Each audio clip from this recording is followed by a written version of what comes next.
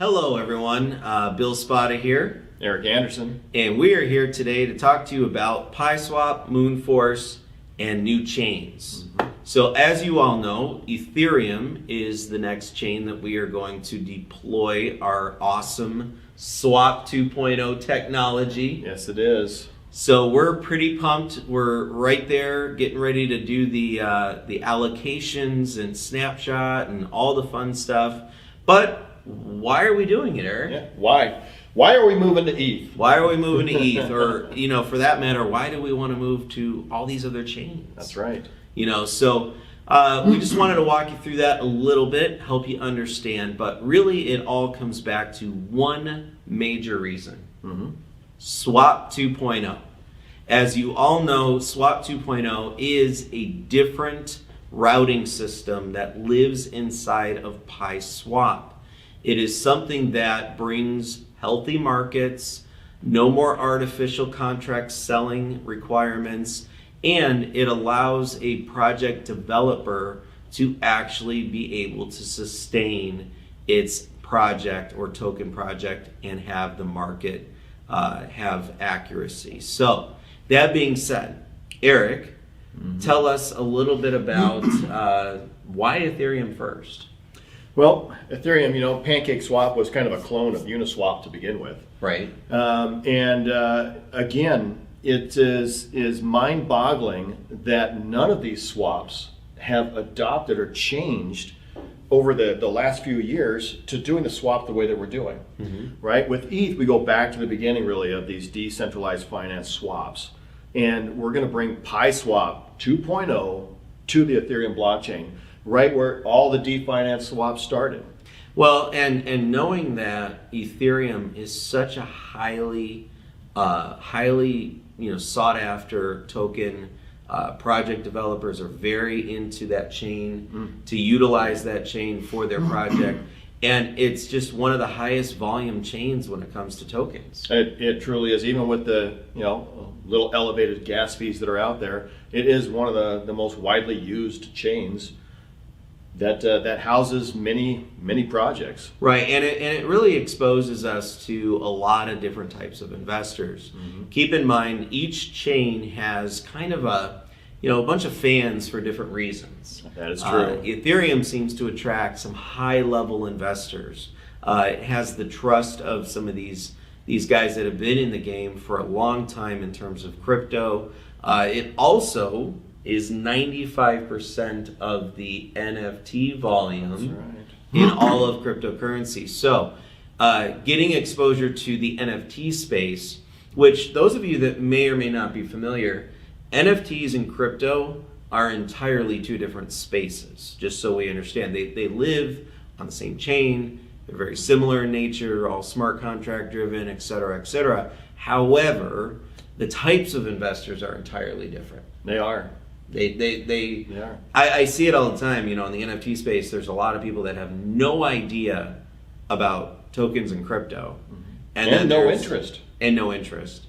And then there's a lot of people that have tokens and crypto, but have no idea about NFTs. No. So getting involved on the Ethereum chain really is the largest exposure we could utilize from an awareness perspective, right? Right, and with our development of the up-and-coming play-to-earn games for NFTs. Ooh, you just brought up a great point, Eric. So think about it this way. There's so many of the play-to-earn games out there. On the Ethereum side, there's some big ones. There's Wolfgang, right? Right. Then you've got Creeps.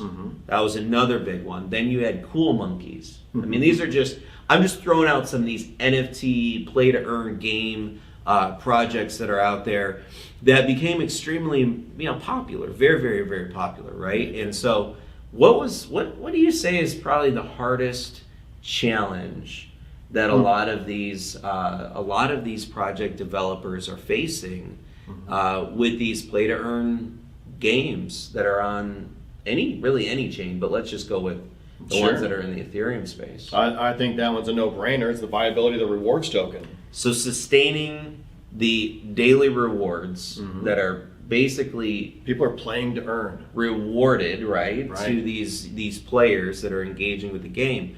Hardest thing, that people don't understand. So I think people need to understand play to earn is anybody that has just the common logic of understanding how that works is going to really relate it, because it's not exactly correlated, but it's very highly correlated in formation or framework, I guess you could say, to how I want you all to think about Pancake Swap for a minute, or how Pancake Swap has pools and farms. It gives out a token called Cake. So staking, play to earn, very similar, right? I mean, you're staking your asset inside a farm or a pool, and you're earning another asset, right? And so Cake, the way that that's been formulated essentially is there's a way that they buy back and burn, right? Massive buyback. But the reason it works so well is that with Cake, they use admin fees, right? They're not using, there is no Cake's contract is selling Cake on the market in order to be able to buy back and burn. There is no artificial things going on essentially within how Cake's market works.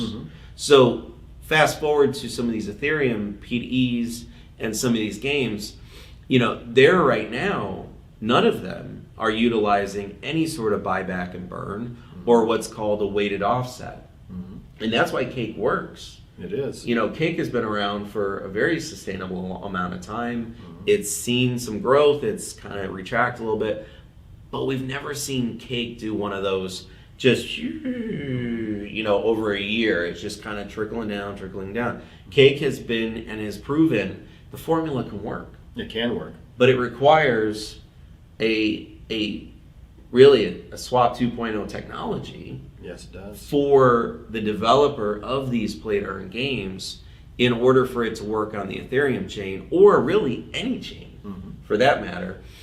Because once you start getting into where contracts selling, collected tokens to do a buyback and then burn, it's really difficult for a developer to go through explaining why is it selling, why is the contract selling. So this is the way that Swap 2.0 can impact the projects, or I guess on the Ethereum side can impact what's already there, is by offering the right groups, the right developers that are going to utilize the technology to help sustain and really put in a base into a play-to-earn game or a rewards token for a play-to-earn game. So that's a great point, because that is something that's something we're going to be doing. Yes, it is, and it's coming fast. It's coming faster than anybody thinks. So very excited to talk more about that. So look for another update on that. But guys, it's going to be a huge opportunity for the project. Our legacy holders are going to win big when it comes to just being on, I guess, call it on the journey. It is definitely. Because they're coming along for the ride. Yes, they are. Right? So having the opportunity to be a part of this, from this early stage is exciting. The faster we get things out there, the faster we get listed on the CMCs and the CGs, and all of these things start to come together. Right? So, do you want to talk a little bit about those challenges really quick?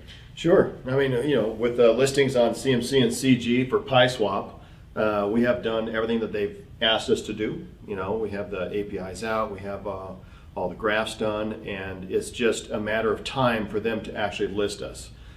So we are waiting for that, and hopefully they'll list us pretty soon here. Yeah, and really in the meantime, obviously the biggest thing that we can all be doing is really just getting the word out. That's right. We can all work together. Okay, so CMC, great. CG, amen, I get it. Those are really just additional awareness channels, right? Those are just additional ways for us to continue to get the word out. But we don't necessarily have to wait for anybody except for ourselves. We can continue to work hard as a community, drive the word out into as many different places, many different angles, as many different avenues as possible, and show people what Swap 2.0 is all about.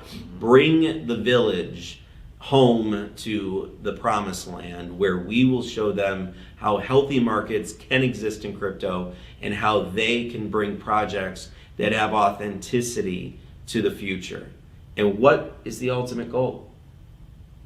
On which? All of it. I mean, all of it, really. What's the Sure. ultimate goal here? Yeah, the ultimate goal is there's a lot of ultimate goals. There's a lot of goals along the journey. Mass adoption. That's right. Mass adoption. Mass ease adoption. Ease of entry. Right, so think about it right now. There's so many people around the world, they got to get in a comfort zone. Mm-hmm. And right now it's too complicated. Swap 2.0 brings them essentially how a stock market trades.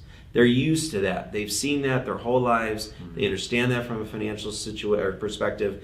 It is going to bring something they're familiar with. And do that across all chains. Super exciting. It is. And Super it's something that exciting. people are not used to, but we are looking forward to expanding out.